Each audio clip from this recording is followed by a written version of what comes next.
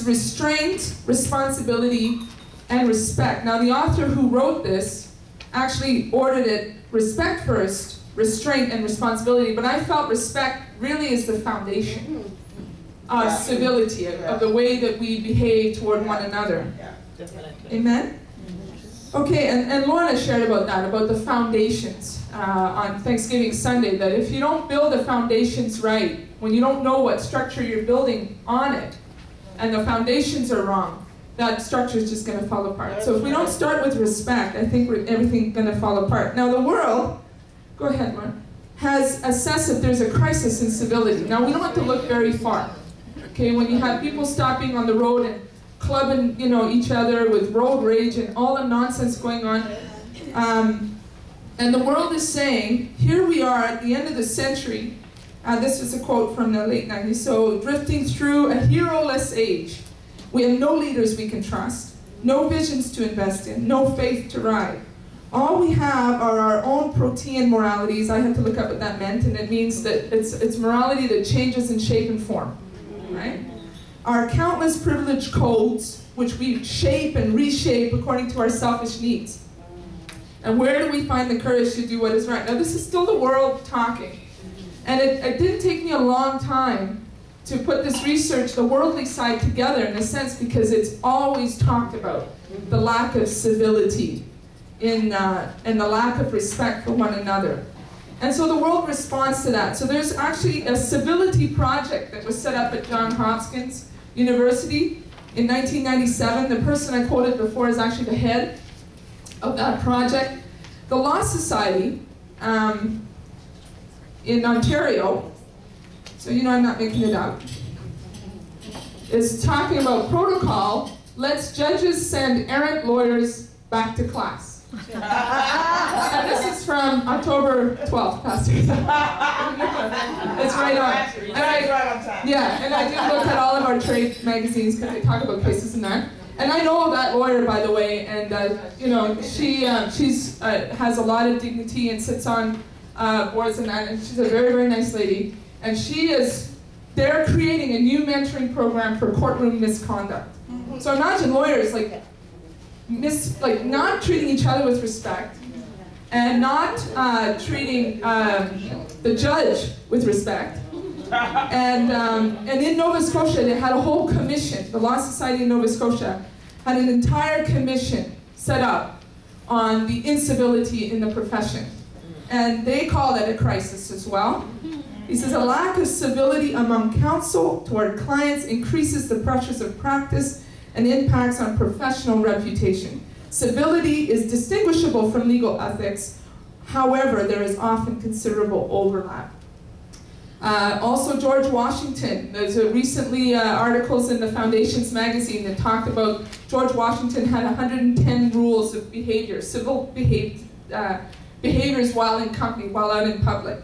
And among them is respecting those in authority and submitting, not overriding those that are over you, and so on. And there are books that have been written, The Road Less Traveled, Choosing Civility, Chicken Soup for the Soul. I mean, they've gone everywhere. So now let's get to the truth of the matter. Ralph Waldo Emerson says, then good manners must be inspired by the good heart. There is no beautifier of complexion or form, as we've heard, or behavior like the wish to scatter joy and not pain around us. So no disrespect to Mr. Emerson. But we can't fulfill it. We don't have a good heart. Okay? Because Jesus says it. So Ralph Waldo Emerson, the man, says we need a good heart. And Jesus Christ, the Son of God, says there is none good. No, not one. But God. Okay? And there are also Christians who, just leave it for a sec, Christians that have forayed into the lack of civility. His name is Kirby Anderson, and he has a Probe Ministries in the States. And he's talking about the lack of civility, and he's saying an increasing majority in our society no longer believe in moral absolutes. That's really the problem. And further down, he says it's civility that is lost from society. He says if this is so, then the rise of rudeness and incivility cannot be easily altered. He's saying it's not mismanners or anyone. He said, I believe Christians should lead the way by exemplary behavior In essence, Christians must be the best citizens and the best examples of civility in society. Yes, amen? I could have put Dell words at the end of that. Amen. And he says, okay, so I'm just going to come back to him in a minute, but let's just move on. Are we part of the kingdom? Right? And can I get a yes or no on that? Are we part of the kingdom? And it's not a visible to the naked eye kingdom, is it? No. So if the worldly kings have protocol, yes, right, how much more do we need to have protocol? That's right. And so this brother says, to rebuild civility in our society, we need to begin with the next generation. Sadly, they're not learning to respect authority. They're learning to disrespect authority and to play one set of parental values against another. How many mothers are there? And parents must begin to trust the teacher's authority. My parents trusted the teachers in the school to enforce the rules appropriately. Trust and respect are two essential ingredients in rebuilding a foundation of civility. Okay.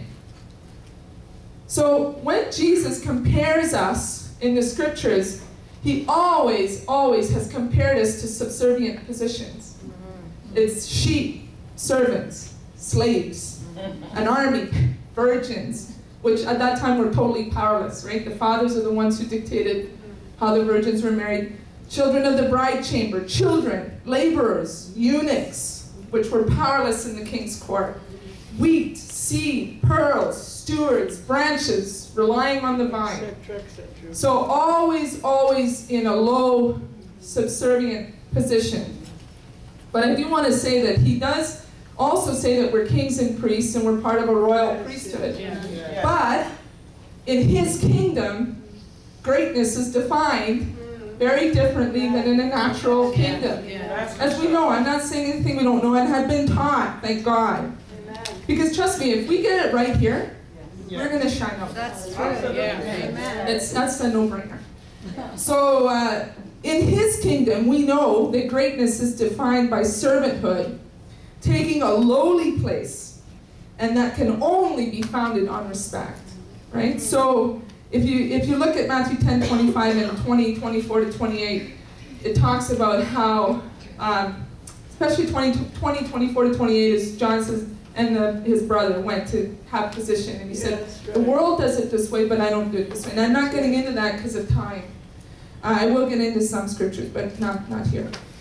Now, Pastor Del brought out this very next verse, and I had never seen it like this. This was shared at our leaders' meeting, and it was such a powerful verse. So Jesus now is our pattern son. We know that.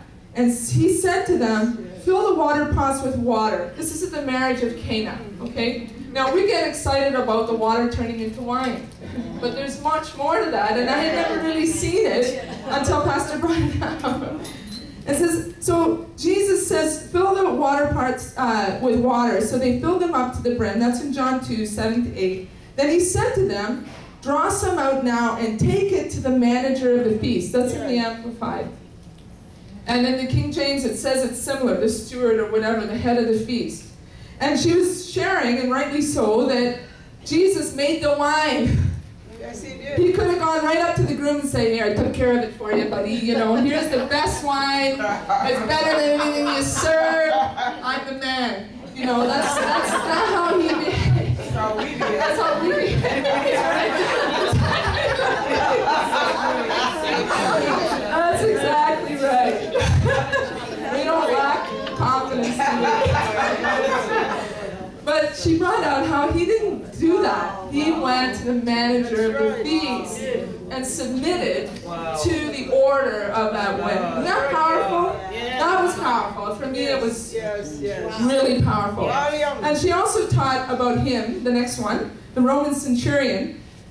In another teaching, actually, it wasn't at the same time. She probably, I don't know if she brought out those scriptures. I didn't go over them up until that, in that window. So I didn't look at them very recently. You may have had these scriptures as well. But she taught about him, the Roman centurion, replied, he said, Lord, I'm not worthy or fit to have you come under my roof. Right? But only speak the word. Now listen to him. He says, for I also. Yes. And a man under authority. So here was a Roman on top of that. He wasn't a Jew. He was a Roman, so he was in charge.